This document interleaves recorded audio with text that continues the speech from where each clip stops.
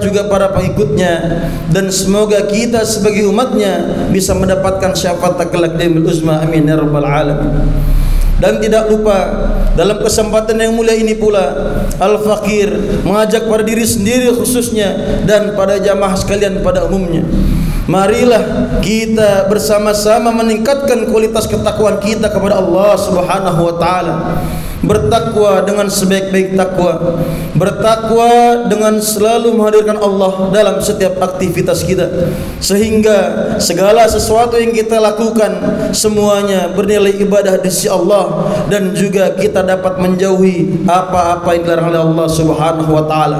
Dan harus kita tekankan dan kita ketahui bahwa sejatinya Allah Subhanahu wa taala memandang kita sebagai hambanya bukan dari seberapa banyak harta yang kita miliki, bukan pula dari seberapa tinggi jabatan yang kita punya, akan tetapi Allah memuliakan kita sebagai makhluknya dari seberapa tinggi ketakwaan kita kepada Allah Subhanahu wa taala.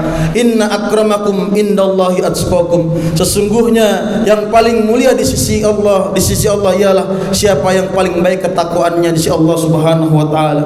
Allahu akbar, Allahu akbar, Allahu akbar, walillahil hamd.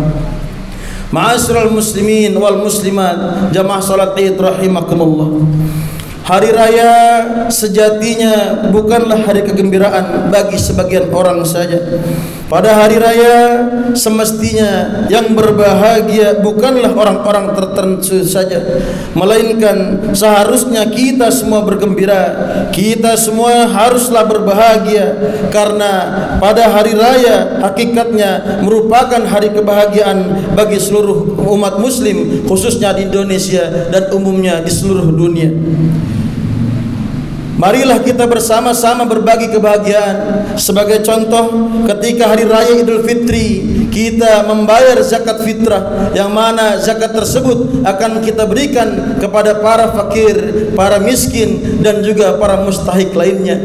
Begitupun pada hari raya Idul Adha, orang yang mampu mengeluarkan sebagian hartanya untuk membeli hewan kurban, daging daripada hewan kurban tersebut akan diberikan kepada tetangga, saudara, dan juga orang-orang sekitar yang mungkin salah satu dari mereka sangat amat jarang untuk makan daging, atau mungkin hanya makan daging selama 1 tahun sekali, yaitu pada kesempatan hari raya Idul Adha. Jika kebahagiaan dan juga kegembiraan serta kasih sayang, rasa saling peduli antar sesama telah terjalin, maka disitulah makna sesungguhnya daripada hari raya. Allahu akbar, Allahu akbar, Allahu akbar, walillahil hamd. Peringatan hari raya Idul Adha sejatinya merupakan momentum agar kita bisa meneladani kisah daripada keluarga Nabi Ibrahim alaihissalam yang amat saleh, bertakwa dan beriman kepada Allah, juga mementingkan perintah Allah di atas segalanya. Banyak hal yang dapat menjadi contoh juga teladan daripada keluarga Nabi Ibrahim, yang mana dalam kesempatan kali ini setidaknya Al-Fakir merangkum terdapat 5 hal yang dapat kita contoh daripada perilaku Nabi Ibrahim alaihissalam dan juga keluarganya. Adapun yang pertama ialah bahwa Nabi Ibrahim alaihissalam berdakwah dengan penuh akhlak, sopan santun, dan juga hikmah. Hal ini tercermin tatkala Nabi Ibrahim mengajak ayahnya, yang mana merupakan seorang penyembah sekaligus pengrajin berhala terkenal, untuk masuk ke dalam agama Allah, yaitu agama Islam. Di dalam surat Maryam ayat 42 Allah Subhanahu wa taala berfirman, A'udzubillahi minasyaitonir rajim. Iz qala li abihi ya abati lima ta'budu ma la yasma' wa la yubsir wa la yughni anka syai'a. Yang artinya ketika dia, yaitu Nabi Ibrahim, berkata kepada ayahnya, wahai ayahku, mengapa engkau menyembelih sesuatu yang tidak mendengar, tidak juga melihat, dan tidak pula bermanfaat kepadamu sedikit pun.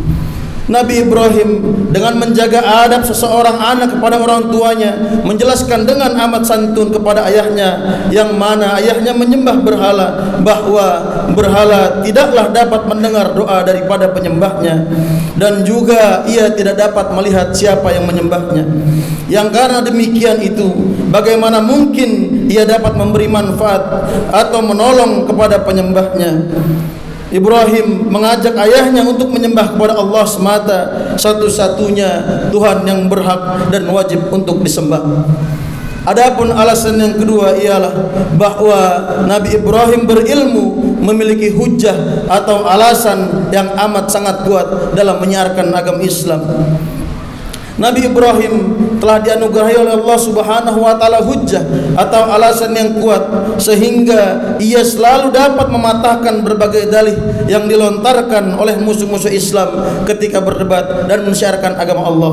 Allah Subhanahu wa taala berfirman, "A'udzubillahi minasyaitonir rajim. Wa tilka hujjatuna atainaha Ibrahim ala qaumi." Yang artinya itulah hujjah atau alasan yang kami anugerahkan kepada Ibrahim untuk menghadapi kaumnya. Al-An'am ayat 83.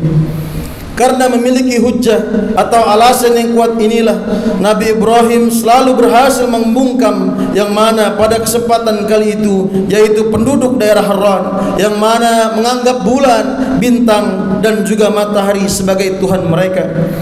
Ibrahim menjelaskan dengan sangat amat baik kepada mereka bahwa bulan, bintang dan juga matahari tidak layak untuk disembah, karena mereka merupakan makhluk yang mengalami perubahan, terbit lalu tenggelam, terlihat lalu tidak terlihat.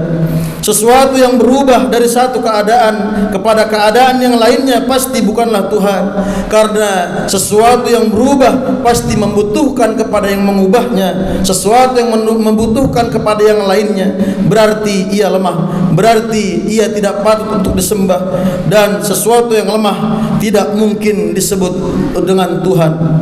Ma'asyiral muslimin wal muslimat rahimakumullah.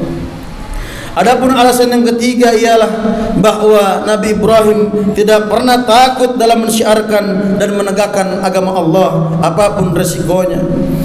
Hal ini terbukti ketika Raja Namrud hendak melemparkan Nabi Ibrahim ke dalam api yang sangat amat berkobar-kobar. Nabi Ibrahim tidak gentar sedikit pun. Ia yakin sepenuhnya bahwa Allah Subhanahu wa taala akan menolong hambanya yang memperjuangkan agamanya, yang pada akhirnya api yang sangat amat panas dengan izin Allah menjadi dingin dan tidak sama sekali menyakiti Nabi Ibrahim.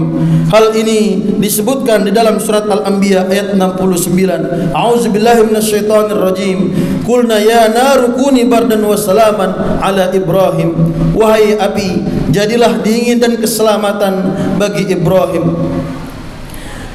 Adapun alasan yang keempat ialah bahwa Nabi Ibrahim dan juga keluarganya bertawakal dan juga berikhtiar atas perintah Allah Subhanahu wa taala. Hal ini tercermin ketika peristiwa di mana Nabi Ibrahim meninggalkan Hajar dan juga Ismail yang masih bayi di Makkah yang tandus dan tiada sumber air. Karena takwa juga tawakal yang tertanam kuat di dalam diri Ibrahim dan juga Hajar, akhirnya Ibrahim meninggalkan keduanya karena menjalankan perintah Allah, dan Hajar pun rela ditinggal di tempat tersebut karena perintah Allah Subhanahu wa taala. Adapun alasan yang terakhir atau hujah yang kelima yaitu bahwa Nabi Ibrahim dan juga keluarganya bersegera menjalankan perintah Allah seberat dan sebesar apapun resikonya. Nabi Ibrahim yang dalam penantian sangat amat panjang menantikan seorang putra yang pada akhirnya baru dikaruniai anak pada umur ke-86 tahun, yang mana diberi nama Ismail kecil. Putra yang sangat amat dinantinya dan disayanginya itu setelah tumbuh menjadi seorang remaja, justru Allah kembali memerintahkan Nabi Ibrahim untuk menyembelihnya. Bukan penolakan, bukan juga tantangan atau halangan, justru Nabi Ibrahim menjalankan dengan ketundukan total kepada Allah Subhanahu wa taala. Ibrahim segera menjalankan perintah itu tanpa ada keraguan sedikit pun. Begitu pula sang putra, karena selalu diajarkan agama oleh ayahnya, ia pun atau Ismail kecil menyambut perintah itu dengan kepasrahan yang total tanpa ada protes sedikit kata pun. Hadirin yang berbahagia, berkat takwa, sabar dan juga tawakal serta kesolehan yang ditunjukkan oleh Nabi Ibrahim, Ismail dan juga Hajar, kemudian Allah memberikan jalan keluar dan mengganti Ismail kecil dengan seekor domba jantan yang besar yang berwarna putih yang dibawa malaikat Jibril dari surganya Allah Subhanahu wa taala. Subhanallah. Selain 5 alasan di atas, sejatinya masih banyak lagi kisah Nabi Ibrahim dan keluarganya yang patut kita jadikan contoh di dalam kehidupan kita. Ma'asyiral muslimin wal muslimat, jemaah salat Id rahimakumullah. Dari banyaknya problematika atau kesulitan atau cobaan di dalam hidup yang terjadi di antara kita atau di dalam keluarga kita, marilah pada kesempatan yang mulia ini kita jadikan kisah Nabi Ibrahim alaihissalam sebagai cerminan, karena berkat ketakwaan, sikap sabar, tawakal, keteguhan hati dalam menjalankan perintah Allah dan ketundukan yang total kepadanya, Nabi Ibrahim juga keluarganya selalu mendapati jalan keluar dan pertolongan dari Allah Subhanahu wa taala. La yukallifullahu nafsan illa wus'aha. Kita harus percaya dan yakin bahwa sejatinya Allah tidak akan memberikan cobaan di luar daripada batas kemampuan kita sebagai manusia dan juga sebagai hamba-Nya. Haruslah kita pahami, juga kita yakini bahwa di setiap kesulitan yang terdapat dalam kehidupan kita pasti terdapat kemudahan jika kita mau bersabar. Kita harus yakin bahwa di setiap musibah pasti ada hikmah jika kita bertawakal. Kita juga harus yakin bahwa di setiap masalah pasti akan kita temukan jalan keluar jika kita bertakwa. Dan kita juga harus yakin bahwa di setiap kesusahan pasti terdapat kebahagiaan jika kita tunduk total kepada Allah Subhanahu wa taala. Allahu akbar, Allahu akbar, Allahu akbar, walillahil hamd. Pada akhirnya marilah kita bersama-sama meminta dan bermunajat kepada Allah Subhanahu wa taala, semoga diri kita juga keluarga kita dapat mengokohkan iman serta ketakwaan kepada Allah Subhanahu wa taala. Dan juga tidak lupa kita doakan kepada semua saudara kita yang sedang menjalankan puncak daripada ibadah haji di tanah suci, semoga Allah selalu berikan perlindungan, kesehatan, juga keselamatan dalam menjalankan rangkaian ibadah haji dan pulang kembali ke tanah air dengan membawa haji yang mabrur, haji yang diterima oleh Allah Subhanahu wa taala.